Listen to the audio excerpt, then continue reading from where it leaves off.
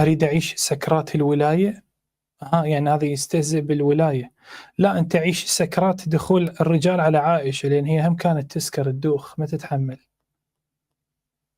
إحنا نعيش سكرات الولاية بحب علي، وأنت عيش سكرات عائشة بدخول الرجال عليها. كانت والله تسكر سكرة دوخ، اي والله ما تشوف تطيح. سالم سبلان يقول وكانت تطيح بين يدي، فقلت لها أماه قالت بسرعة تسوي لي تنفس اصطناعي.